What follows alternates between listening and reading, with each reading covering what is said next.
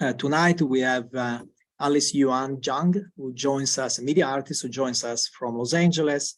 And here physically in the room with me at Stanford, we have Jen Dayon from Stanford University and Mabogunje, also from Stanford University. Each speaker will give a 20-minute presentation followed by Q&A.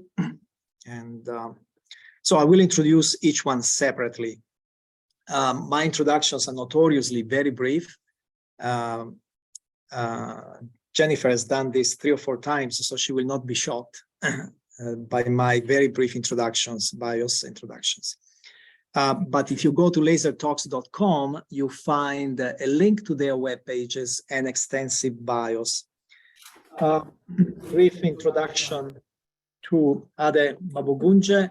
Is an engineering design scientist at the Center for Design Research in Stanford University, where he conducts research using video interaction analysis, virtual reality, computer simulation, and other technologies.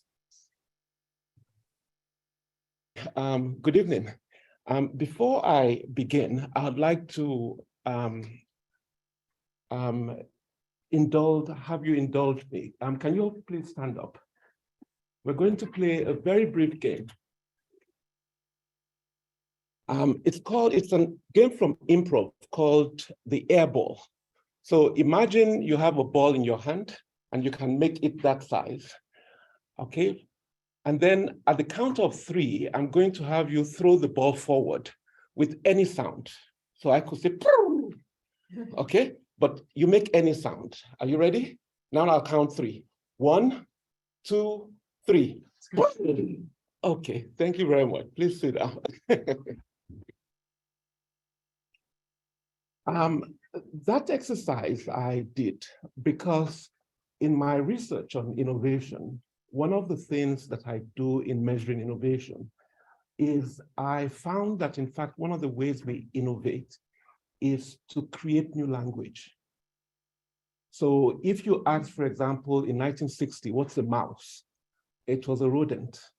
But now if you check, it's both a rodent and also the computer mouse. So language itself is a technology. People don't think of it as a technology, and there's a lot of, it's one of the technologies that we use to innovate, but it's oh, sorry. Perfect. Okay, thank you. And so one of the things that we'll be looking at is really innovation along those lines.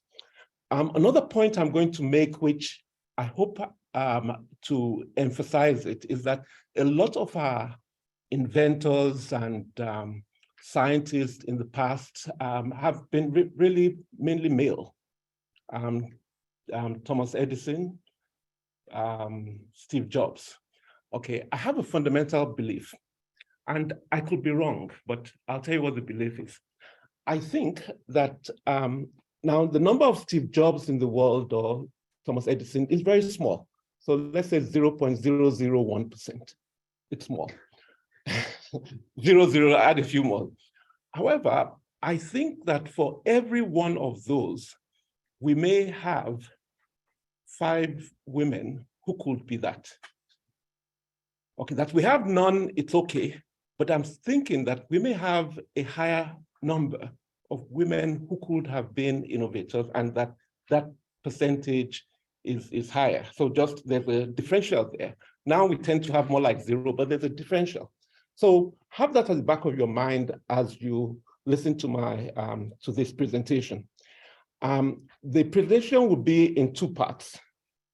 The first one will be very technical and establish what we've done in research. The second half will be speculative, and I will show several very short video clips. More as you listen to those video clips, I want you to think of a tuning fork. You're going to hear people's voices, but as you hear their voices, think of it as what are you hearing more than what they're saying. Like I said, language is a technology that is overlaid on basic vibrations. So when you hear people speaking, here's what they're saying, but what is really happening. So there are 2 phenomena there, and I hope you are able to have that at the back of your mind. Okay, So I'm going to start, and I wanted to share with you the question that has been motivating my research. This is a tribe of pre-literate people in Jalipati in India.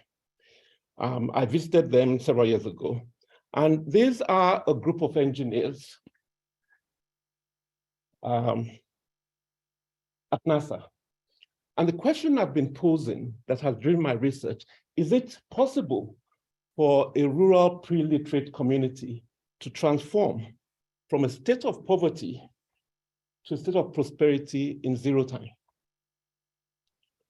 And when I've posed that question, I have received a lot of answers.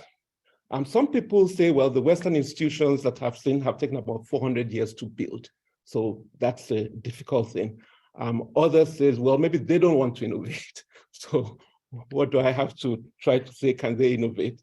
Another group said, well, if you have the right leadership, but not zero time.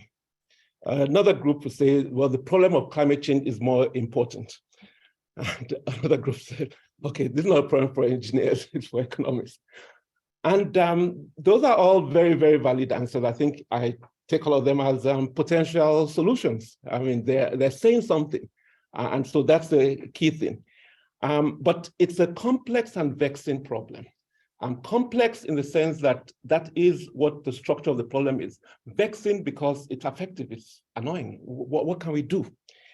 And in my, this is a rough picture of how I study engineers and scientists. And what I noticed is that when they have this sort of problems, they innovate. And we will go a bit into what that means. But if they innovate, then the question for me is, how can we, in fact, accelerate that process of innovation? You all participated in a mini innovation now because I couldn't predict what each person was going to say. And we wouldn't know who has the correct answer. But that is how we do innovation as humans. So that's what I'm trying to do, to see what can happen to speed up the process of innovation. Now, one of the things you just saw here is that, I'll do that again if you missed that. Okay, because we can always have something impact them, which will change the trajectory. I'm just trying to change the direction of motion. So we could always have an impact that will change and cause a zero-time translation conceptually. Okay, so I want to quickly say innovation, to say why is it important? Why is innovation acceleration important? And the most recent example was really during the COVID pandemic. We developed drugs. Now, if we develop the drugs much later, then more people will die. Luckily, we were able to develop it in a short time, but I'll speak briefly about that. Then I'll say innovation is actually difficult. Not every engineer or designer innovates. And then I'll talk about the ones that do so by allowing their ideas to have sex. What this means is they're sharing their ideas, they're allowing the ideas to intermingle, the ideas to reproduce. And that's a very huge harvest of innovation. It requires a level of interaction, intimacy, and trust. Then I will show that women and children have been systematically excluded from the pool of innovators. And then I will conclude by saying, by adding women and children to that pool, we can accelerate innovation. We can look at what are the conditions that allow them to be a part of this pool. So that's the general scheme. Now, it's a very complex topic, so I'm going to go a bit quickly through a few things, but I'll try to key in with the main points. And I invite you towards the end, I'm very curious about what your ideas are to accelerate innovation. Let's go. So I mentioned earlier the COVID pandemic, and you can see using the mathematical model, some researchers at Imperial College were able to show that we were able to save 20 million deaths a year. And the key point is that if we innovated much slowly, then more lives will be lost. But at the same time, the COVID vaccines we're going to just reach the poorest countries in 2023. So a key part of my interest in that small local tribe is that, is there something they can do by themselves? Why wait for us? And because when the vaccines come out, we're going to try and treat our populations first. So in what way can we, in fact, distribute these innovation capabilities? And that will be one of the key things I will address. Okay. The next point is innovation is actually very difficult. And one of the people that has been really written a very insightful paper has been Perot here. Now, one of the things, and before I come to what he said, Matt Ridley had a TED talk where he really said innovation happens when ideas have sex. And there he meant trade and exchange as the key thing. But I've been looking at innovation long before trade and exchange. While we are collaborating, while we're in the laboratory with science or with engineers, with designers, there's also an exchange happening there before it actually reaches the mass consumption level. So here is some words from Perot, and I'm just summarizing his paradox of innovation. He said he seeks two instincts in nature. On the one hand, there is imitation. We all tend to imitate each other. That's like the tuning fork. We just fall into it. People who imitate are considered nice. They behave in a way that conforms to what society expects of them. Now, of course, this is what we're doing to a lot of our children. We want them to conform to the norms of the society. Pierre goes on to say, innovation in human society is rarely welcomed. It is most often met with skepticism, hostility, and plain accusations of heresy. And he goes on to say, it makes sense, society is right to put innovators in madhouses because they try things that we're not used to, that they're strange. Now, people basically recognize that innovation when they start imitating it.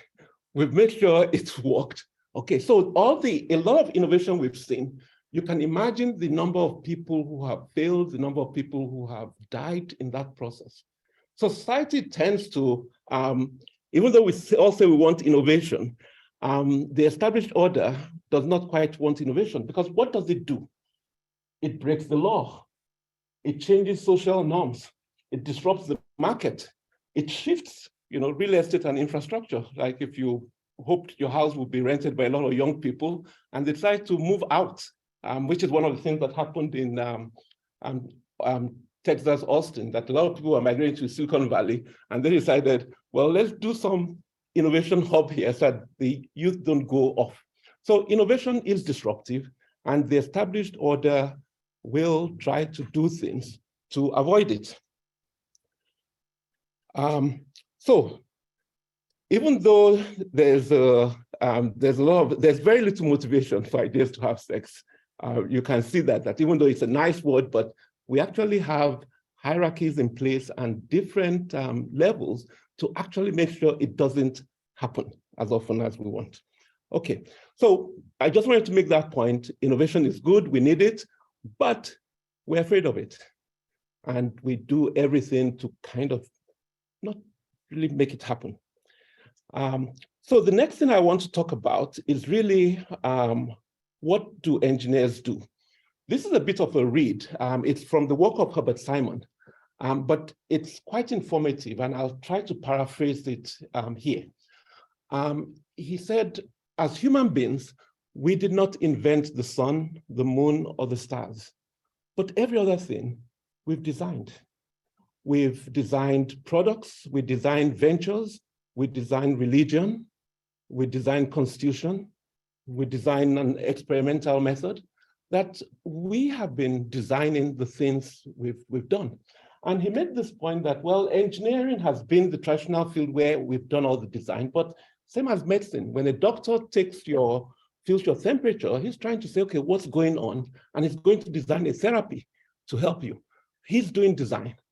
So it was very important to then understand, well, how does design take place when we have this view of design?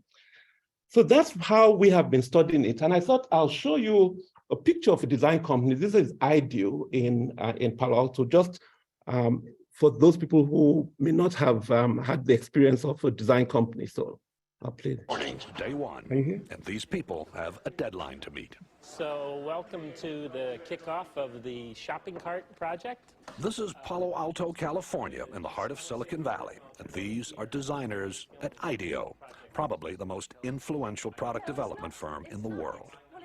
IDEO has designed everything from high-tech medical equipment to the 25-foot mechanical whale in the movie Free Willy and the first computer mouse for Apple. Smith ski goggles, Nike sunglasses, NEC computer screens. Hundreds of products we take for granted. The point is that we're not actually experts at any given area. You know, we're kind of experts on the process of how you design stuff. So we don't care if you give us a toothbrush, a toothpaste tube, a tractor, a space shuttle, you know, a chair. It's all the same to us. We want to figure out how to innovate by using our process, applying it. Project leader is Peter Skillman, a 35-year-old Stanford engineer. Project leader because he's good with groups, not because of seniority. He's only been at IDEO for 6 years. Okay, a few things. He's a project leader because he's good with groups. You'll find some people, as you interact with them, they actually have this natural ability to bring people together. It's just, as you think of this tuning fork, there's some that can actually attune themselves to different people. But the other thing I wanted you to notice, they said, we have our process. Okay, so this is the process that you will see. But now we have been interested in, well, what does this process look like? So here in our lab, we have 3 designers. They design a children's toy. And as they design it, you're going to see these symbols come down. This was part of the work I did with Neeraj Sonalka. But watch and see what the process looks like. Could we create something that keeps them together? Yeah, so that kids during a car trip, they wouldn't get bored. That they could do something like Legos, but well, anytime you're dealing with pieces, that's the problem. Yeah. So you have to eliminate the whole premise of Lego to make it work. But to have something like a nest, because it's so boring. Design like a lab kit so you can play with your Legos? Yeah, a lab, okay. What did you say? A lab kit. Yeah, so... And it could be a lab kid. So you have your own personal lab kit, and this is your sandbox of Legos. Let's use that. Oh, a Lego sandbox. Yeah, I think that's Lego sandbox. Okay. They developed a Lego sandbox, but the idea was not from a single mind. It was from multiple minds in a form of choreography. And so when you look at, I'll give you an example of how that works. If I told you now, let's go for a walk, you're going to feel a micro acceleration, preparing to go for a walk. And if somebody says after that, no, it's raining, you're going to feel a deceleration. And then they might say, oh, let's take an umbrella. You'll feel another acceleration. So because of the imprinting of language on us, we are responding to language. It's the technology that a culture uses to impose on its people. I mean, that's just how we learn. Now, other people could say, let's go for a walk. I said, no, it's raining. I can say, let's take an umbrella instead. You're changing a deflection and a different thing. So as we look at this, we can now look at what are all the different patterns that are happening in the dialogue of a group of people collaborating. And so as an engineer, when I learned physics, we used mathematics. Chemistry, we invented those symbols to explain what is exactly going on. In genetics, John just said now, we use this ACTG. And so what we're seeing now is a design mechanics. How as humans, we are actually interacting. And what are the different sequences we can use, and how can we alter those sequences? Because we may start to have some regular patterns that keeps us doing the same thing. And if we just adjust those patterns, then we begin to see how we can say, oh, these patterns are the more likely ones to innovate. So almost the same way we had in the previous talk by Dion, we can begin to look at our own internal processes. So I'll stop for a minute because what I'm showing you is then how ideas are having sex with each other. at a very, very low level of details. Okay. In fact, one of the things that we then did, we took this symbol system and we went to both Nigeria and India. In this picture, this young man has wanted to build, that's in Nigeria, he's wanted to build a car since he was 5 years old. He just wanted to build a car. Why do you want to build a car? So we helped, and he began to design it. We used plaster of Paris and had him make a quarter-size model, because in engineering we can always scale it. And that was his car. That was what he wanted to express. In the same way, we went to India and redesigned the building there. And these are the set of people in Ahmedabad. In fact, one of them here, he got his company acquired for about $4 million and has gone on to be one of the unicorns there. Now, one of the things you will notice in all of this is the number of women were very, very small, just 1 or 2 there.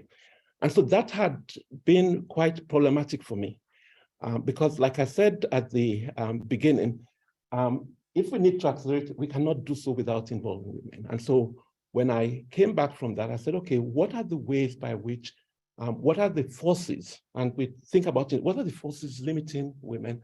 What are the forces we need to enable to allow that innovation to take place?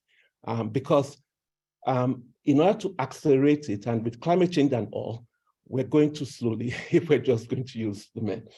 Okay, so now let's come to what are the forces restraining. Now in this part, very, very speculative, all what I've shown up till now, that I'll show. But not being a woman, I've had to sort of talk to several women, okay, what's the issue? What can we do? So the next part of the talk, very speculative, but what I'm going to do is to show a few video clips, roughly 1 minute to 2 minutes each, of just the voices of different women expressing themselves. I will start with actually looking at I think I have it there. Okay, so when I think of design, I think of ants and spider webs. They also do design, not just as humans, So one of the people I thought I'll start with are the ants. And I'm going to use a very short clip from Deborah Gordon. She's a biologist here at Stanford. And what she's going to emphasize is the role of the winged virgin in creating new ant colonies. Okay, so let's roll. Okay, so that's okay. So most of you know that there are actually 2 different types of female, at least. In society, we've just all lumped women all together. So women, okay, and the men. But in a different sphere, there are actually differences. So not every woman is a queen, okay? But so that's a very key point. But for the drones, with the call men, they're all the same. Okay, so got the voice, the sound, okay. I study ants, and that's because I like to think about how organizations work, and in particular, how the simple parts of organizations interact to create the behavior of the whole organization. There are about 10,000 species of ants. They all live in colonies consisting of 1 or a few queens, and then all the ants you see walking around are sterile female workers. And all ant colonies have in common that there's no central control. Nobody tells anybody what to do. The queen just lays the eggs. There's no management. No ant directs the behavior of any other ant, and I try to figure out how that works. I've been able to study how their behavior changes as the colony gets older and larger. So I want to tell you about the life cycle of a colony. So ants never make more ants, colonies make more colonies. And they do that by each year sending out the reproductives, those are the ones with wings, on a mating flight. So every year on the same day, and it's a mystery exactly how that happens, each colony sends out its virgin, unmated queens with wings, and the males, and they all fly to a common place, and they mate. And this shows a recently virgin queen. Here's her wings, and she's in the process of mating with this male, and there's another male on top waiting his turn. Often the queens mate more than once, and after that the males all die. That's it for them. And then the newly mated queens fly off somewhere, drop their wings, dig a hole, and go into that hole and start laying eggs, and they will live for 15 or 20 years, continuing to lay eggs using the sperm from that original mating. Okay, one key point to note, she said, colonies create colonies, not individuals. So later we'll come to that if we as a group, it's our interaction when we interact with those other people that is doing the transmission, not one person going to talk, as we've often had our leadership structure. It's a colony that goes and reverberates with the other colony. So one of the questions I'll ask, if you are a winged virgin, imagine you are the ant, and you are not allowed to leave the colony, or somebody removed your wings. How will that feel like? Okay, so we'll now take another video. Again, this is to look at one of the points that Perrault made. People who imitate are considered nice. Okay, and you say, well, why? And what does that do? So the next video is a very short one. I have sort of abridged it. It's from a lady called Brené Brown, and she was giving a TED Talk. So I'll let you, I hope it's loud enough. Yes. Very quickly, some research by Mahalik at Boston College. He asked, what do women need to do to conform to female norms? The top answers in this country: nice, thin, modest, and use all available resources for appearance. Okay, nice, thin, modest, and use all resources. Very quick.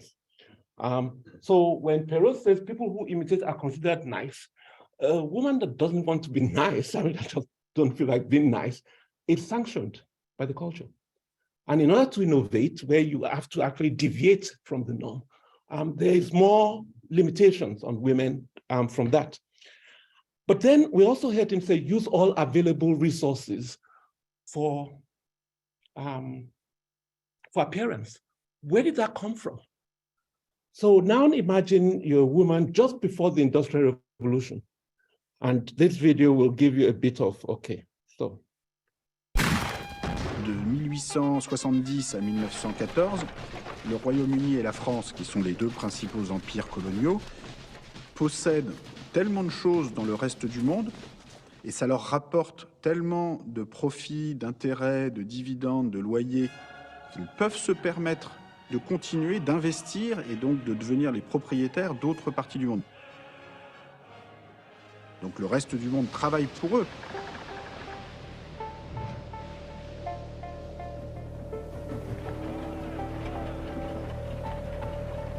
There's no good speeding up production if there's no one to buy the stuff. So fashion fuels the Industrial Revolution. By the 19th century, the cult of fashion is all-encompassing. It's come down even to the working classes. Even working-class women are trying to stay in fashion. The idea that you can't wear that, that's from last season, that'll be very strange to a 16th or 17th century person. They think, well, it's still working, it's still hard wearing, I'll wear the same outfit. Okay, I should ask how many people are wearing what they wore yesterday. Okay, but you can see with the Industrial Revolution, we developed this to encourage consumption. And now that we have global climate change, we have to kind of reverse some of those policies that we did. But you can see how in our progress, we have done certain things which we didn't quite know about. But now that we know it, the question is, how can we do it? So you will see that in the emphasis on people really, in fact, this diagram came from a professor of law, Larry Lessig, looking at how as technology changes, the law is not keeping up. So we have, and people sometimes refer to it as the pathetic dot theory. Okay, so as you can also see, the winged virgin of the ants seem to have more liberty than the modern human. And that's an interesting thing to say. So I hope you've seen that the constraints, and women also have an influence on children. So even though it started as from women, well, they are the ones that are also raising the men. So gradually, a lot of regions in the world have lost their innovation capability. So how do we escape from that? To accelerate innovation, I've written 4 things here, but there are really many more. But it's to devise a way to identify the weak virgins, both male and female, to add them to the pool of innovators, and to teach them how to allow their ideas to have sex, and to create the favorable conditions. I'm only going to deal with the last one, which is create the favorable conditions, because all of you here now, at least present, are in some way in a favorable condition. Now, there are 3 alternatives here. One is, what if we blow up the system of constraints? So that's a bomb, okay? During wartime, we actually relaxed a lot of the rules. So during the World War I, a lot of women were working, in a sense. In the US, we've had this opportunity to go west, young man, go west. In a lot of other cultures, they've been there for a very long time. So this is one of the first time where we've seen a huge migration across the continent. And because we use common law, it's been possible to change the law as we've moved down. In Latin America, where they use civil law, that law hasn't been as flexible as people migrated across. Then what if we created a new system of affordances? Here, I've just changed the arrows. Instead of all these arrows that kind of limit behavior, what about letting instead of controlling? So letting as opposed to controlling. So I mentioned that you're here because you're in this 30-mile by 15-mile peninsula plot of land that has seen repeated waves of innovation. And people ask, how come? And I said, well, around the turn of the century, a lot of the innovation was happening here around Ohio. You had Henry Ford, Thomas Edison, Elmer Sperry, the Wright brothers. It's where the almost like civilization is meeting, we call it the frontier. So at the frontier, and the frontier kept moving, and we're just at the limit. And somebody said, when we reached California, then we went to the moon. But there's something happening that in the frontier, it allows us, the rules are not as strongly enforced. And also California was very, very far from Washington. So any trends there, it's just been far. But with internet now, it has closed space. But we at least note that that separation allowed some degree of movement. A group of friends of mine, mainly venture capitalists, Victor Huang and Greg Horowitz. Victor had grown up in Texas and had gone to school in Harvard. Then he went to law school in Chicago and then went to work in Washington. He had never been to California before. And he came here when he was 40. And when he was 40, he came here and said, these people are behaving different from the rest of the country that he's been. So he started writing down what were the rules of behavior he saw amongst people. So he said, well, everywhere I've gone, people have, so people have emphasized excel at your job, be loyal to your team, work with those you can depend on, seek a competitive edge, do your job at the right time, strive for perfection, and return favors. But when it came to Silicon Valley, which they call the rainforest, they saw a different set of rules. In Silicon Valley, people were breaking rules and dreaming. They were opening doors and listening, trust and be trusted. They were having a lot of failing and paying it forward. Now, nothing wrong with each of the rules. It was that if you want to optimize production and you want efficiency, here's the way to go. But if you're trying to innovate, then here's the way to go.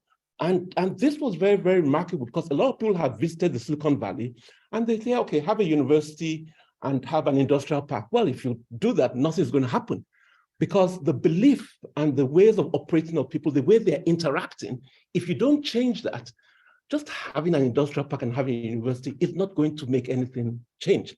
And so when we look at that, I think these last 2 rules, okay, fail and persist, it was very interesting to see a lady. She became the first conductor of a major opera in the US. And I'll let you listen to her express what that meant.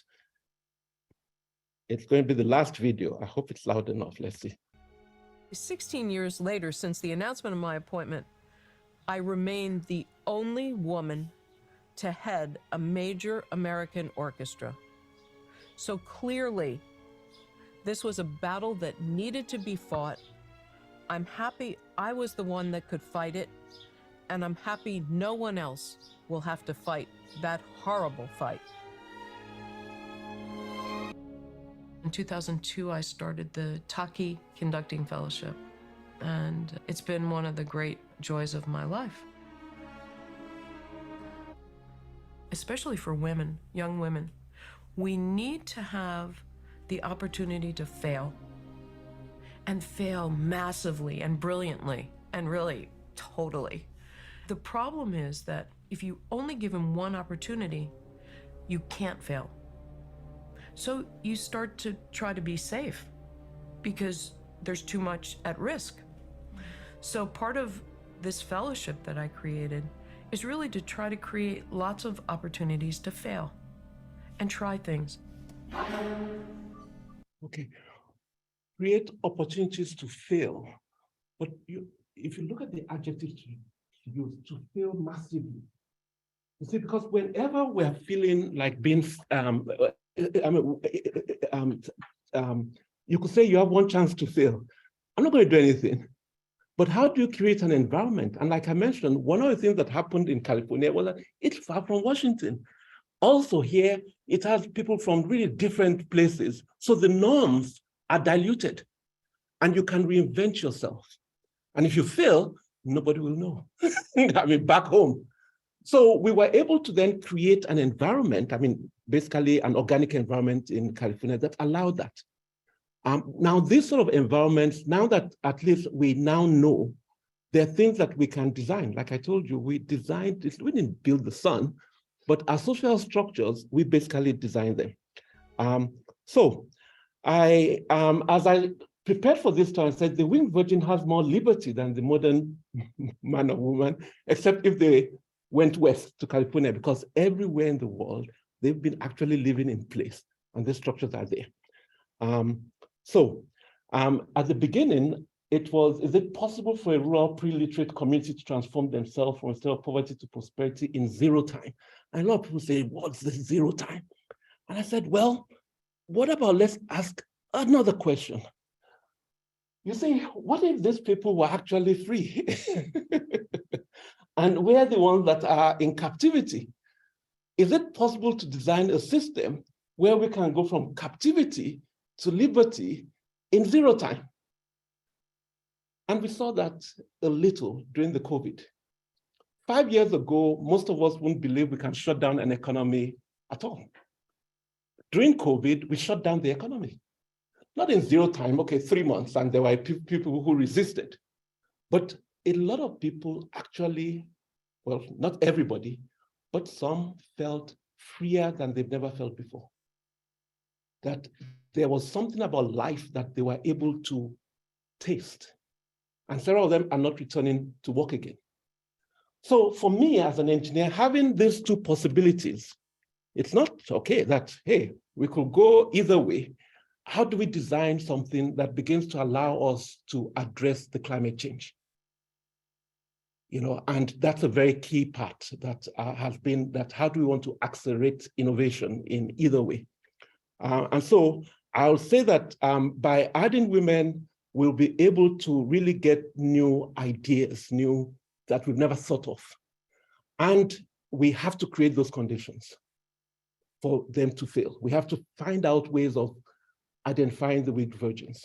Again, I'll mention, it's not everybody that is a winged virgin. It's not every engineer that wants to innovate.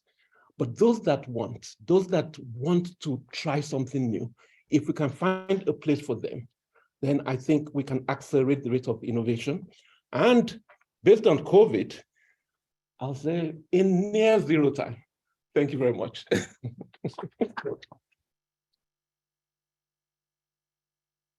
Oh, thank you.